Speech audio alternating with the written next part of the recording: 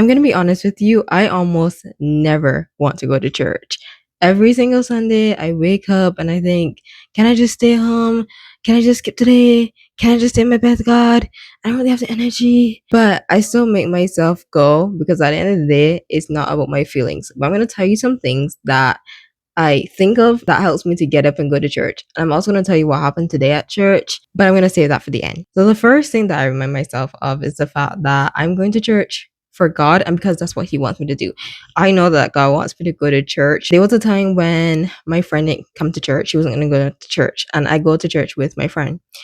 And part of me didn't even want to go to church, but I said, no, I'm still going to go to church. I should not be going to church just because my friend is going or because my friend is there to make friends, to meet people, to hopefully meet my husband.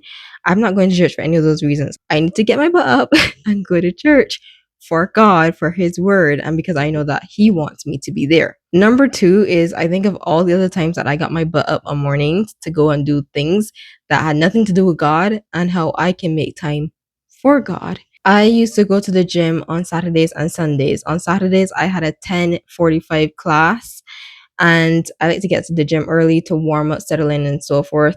So I would begin to the gym at like 10, like try to get there like an hour early, which means I had to be waking up anywhere from 8 to 9 to obviously get there early. And I'm gonna be honest, I did not even want to do that.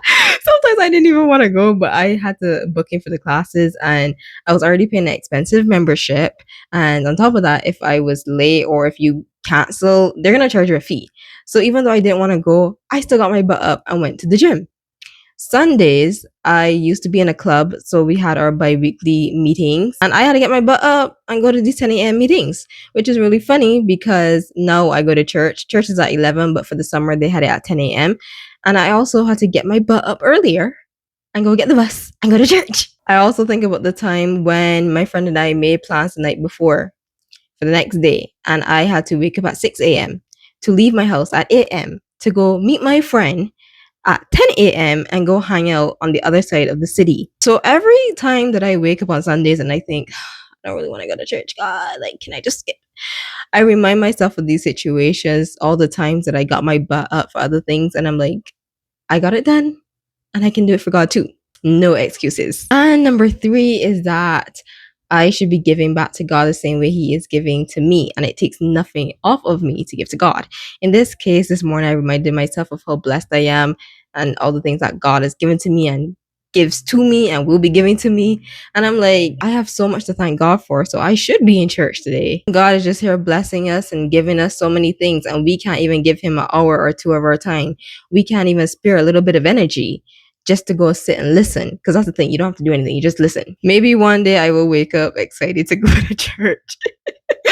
Hopefully. But for right now, I just make myself get up and go.